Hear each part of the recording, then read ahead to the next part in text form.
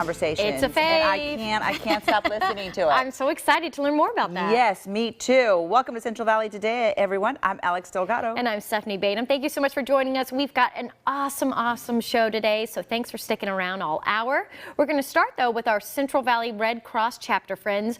You know, they're getting ready to host their Shelter of Hope fundraiser. So we here at Central Valley Today want to showcase many of the things that they do for the community and beyond. KC24's Bailey Miller shows us how the organization can shelter hundreds in need at any given moment.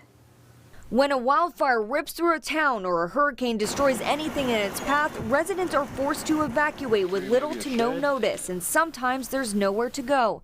That's when the Red Cross comes in to help moments after they get the alert of a looming natural disaster. At the shelter, they help tourists get to their next destination, and they create a temporary home for residents in the area. If you're a resident and you come in, then you're like family.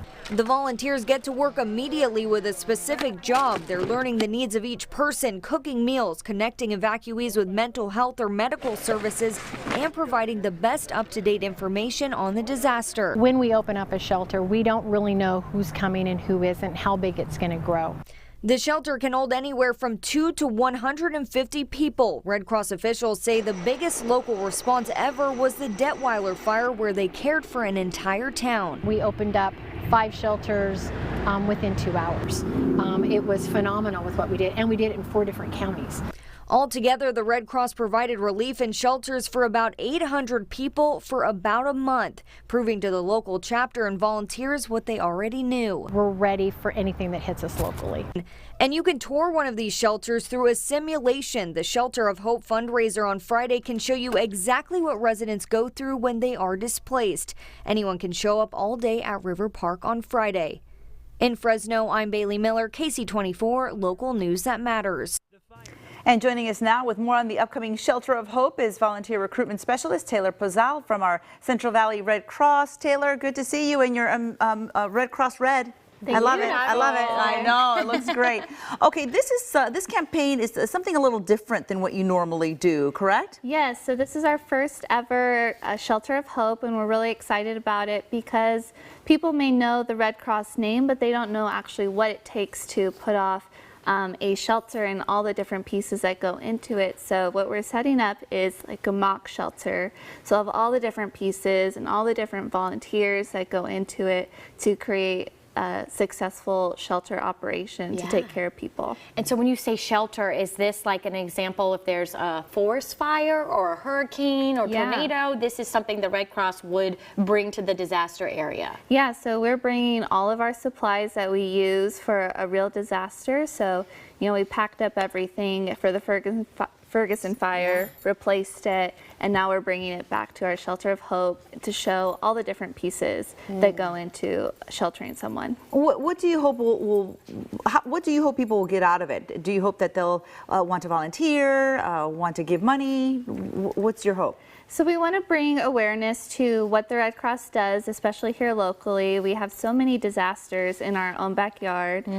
We respond to home fires almost daily. So yeah, we're looking to bring awareness, to have some people sign up to volunteer, and also it's a fundraiser, so we're looking to continue the support of the work that we do. And Taylor, it seems like it's going to be a great event for kids as well. Yeah, we're excited about that. They have a lot of activities planned, some puppet shows, some coloring books, some reading, just so everyone can come and be involved in it. Okay, so this is Friday at Riverpark? Yes. Whereabouts in Riverpark, and can anyone go into the shelter at any time during the day, or what are the hours? Yeah, so the event goes from 10 to 5. Okay. It'll be in front of the cinemas area over by all of the different stores where they have the farmers markets and different events out there.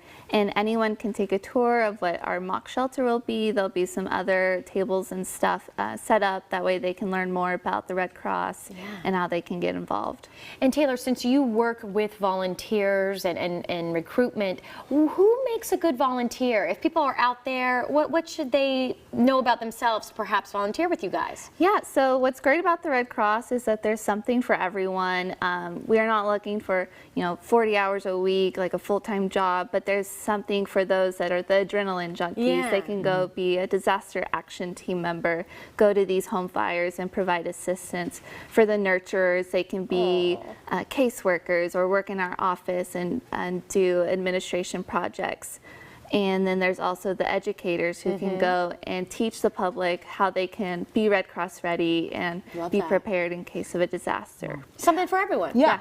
So are you including teenagers in that? And the reason I ask is because a lot of schools in the area nowadays require volunteer hours, Yeah. right? Or kids like to volunteer themselves. So is this a project that they would be able to do or work on? So for volunteer ages, it's about 16 years and up. Okay. They do, we like to partner with the high schools and have Red Cross clubs as part of their community hours and giving back.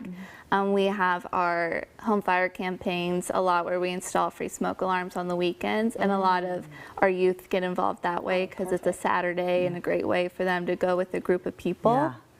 But then there's also, I have some volunteers that come into the office and help me with projects after school, and there's a lot of ways for them to get involved as well. Oh, Good, fun. good. So can they just call you or go to the website and ask for volunteer services? Yeah, they can go to redcross.org and sign up to become a volunteer. They have all their different opportunities, or they can call our office to talk with someone right away. Wonderful. In the meantime, we'll see everyone at Riverpark this Friday, 10 to 5 at the Shelter of Hope there, because it's just going to be pretty eye-opening, I think, for a lot of people, yeah. right? It'll be really Definitely. fun. Yeah. Yes. Well, thank you, Taylor, for coming and telling us all about it. Thank you so much. We'll see you next Friday. time. And coming up, let us tell you about the Big Tell. Find out about the regional filmmaking program that is telling the stories of the Central Valley. That's right after this.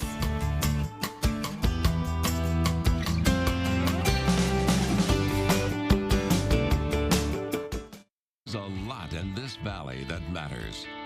Your town pride matters. And